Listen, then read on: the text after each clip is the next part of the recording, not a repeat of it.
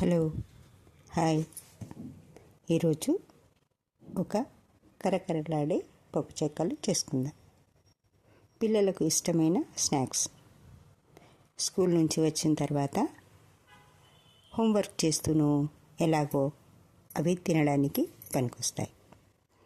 ఆడుకుంటూ ఎవరైనా చుట్టాలు ఇంటికి వచ్చినప్పుడు కూడా ఇలాంటివి చేసి పెడితే బాగుంటుంది. అందుకు నేను ఎలా చేస్తున్నానో చూసి నేర్చుకోండి, మీరు చేసుకోండి. ఓకేనా? నేను ఎక్కువ క్వాంటిటీ చేయట్లేదు, మీకు అర్థం అవడానికి ఒక కప్పుడు అంటే నా దగ్గర ఉన్న బౌల్తో ఒక బౌలు బియ్యపిండి, దాంట్లోకి ఒక స్పూను నువ్వులు, ఒక స్పూను ధనియాలు వక్కలుగా దంచి అంటే 2 ముక్కలుగా చేసి వేసాను. ఒక 2 టేబుల్ స్పూన్ల పల్లీలు కొంచెం నానబెట్టి వేసాను. 2 టేబుల్ స్పూన్ల పెసరపప్పు కూడా నానబెట్టి అందులో వేస్తున్నాను. ఈ పప్పు శనగపప్పు అయితే కొంచెం గట్టిగా ఉంటుంది, పెసరపప్పు అయితే పల్చగా వస్తాయి ఒత్తినప్పుడు, ఊడిపోకుండా. అంటే ఆ పప్పు చెక్కలు అన్నవి మందంగా రావు, పల్చగా వస్తాయి.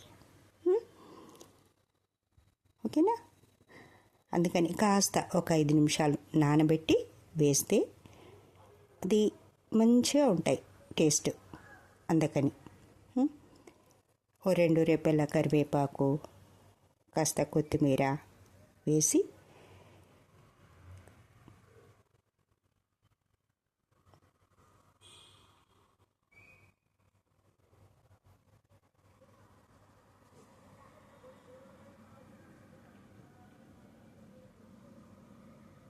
కాస్త పసుపు, 1 టేబుల్ స్పూన్ కారము,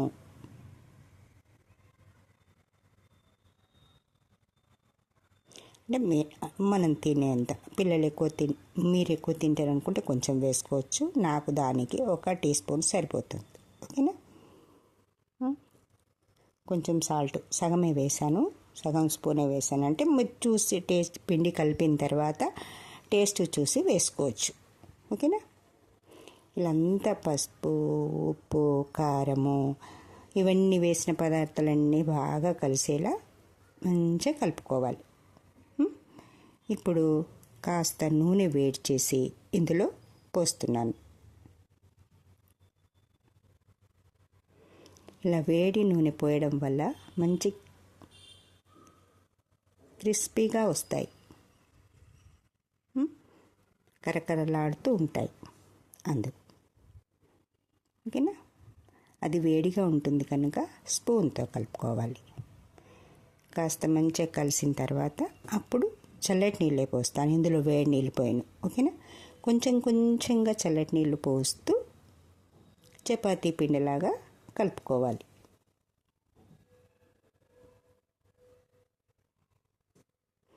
ఒక్కసారి నీళ్ళు ఎక్కువ పోస్తే పేస్ట్ లాగా అయిపోతుంది, అది మళ్ళీ ఒత్తడానికి పనికిరాదు. అందుకని కొంచెంగా నీళ్ళు పోసుకుంటూ జాగ్రత్తగా కలుపుకోవాలి. చపాతీ పిండిలాగా ముద్దలాగా వచ్చిన తర్వాత అప్పుడు చిన్న ఉండలు చేసుకుంటూ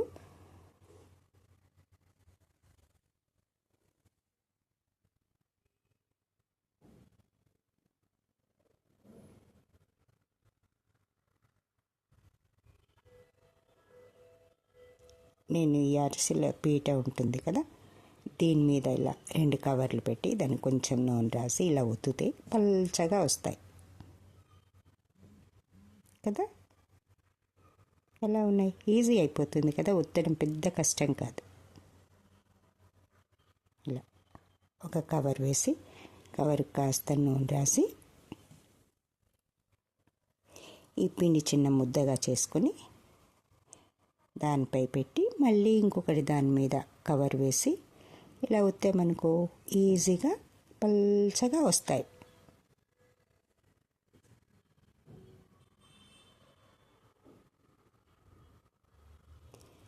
స్టవ్ మీద కడాయి పెట్టుకొని డీప్ ఫ్రైకి సరిపడంత నూనె పోసుకొని నూనె వేడెక్కిందని తెలిసాక అందులో కాస్త చిన్న పిండి ముక్క వేసి చూస్తే అది మసులుతూ ఉంటుంది. అది కాగింది నూనె అని తెలవడం కోసం. ఓకేనా? ఇప్పుడు మనం రెడీ చేసి ఒత్తి పెట్టుకున్న ఈ పప్పు చెక్కల్ని అందులో వేద్దాం.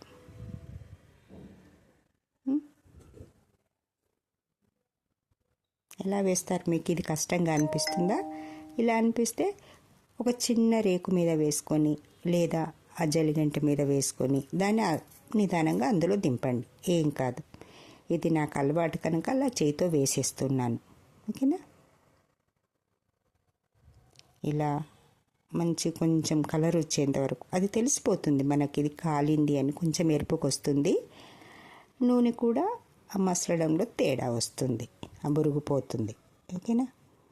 కొంచెం బ్రౌన్ అంటే మీడియం సైజులో పెట్టుకోవాలి, ఫుల్ పెట్టుకోవద్దు.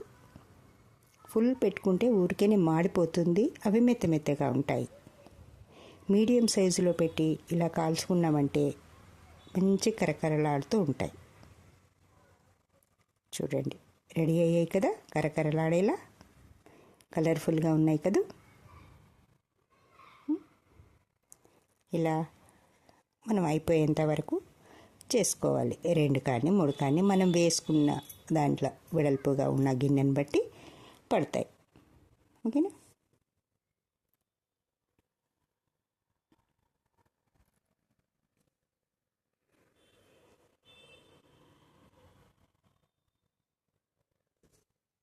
ఈజీగా ఉంది కదా చేసుకొని మీరు తినండి, మీ పిల్లలకు పెట్టండి, మీ ఫ్రెండ్స్కి షేర్ చేయండి.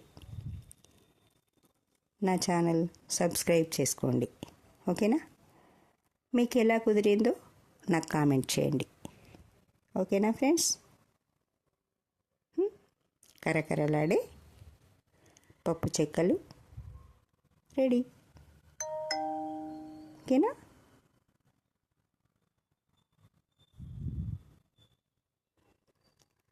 ఈజీగా చేసుకోవచ్చు కదా. ఎప్పుడైనా తినాలనిపించినప్పుడు పండగలకి ఇలాంటివి చేసుకోవడం మంచిది. Okay friends, bye. జై శ్రీరామ్.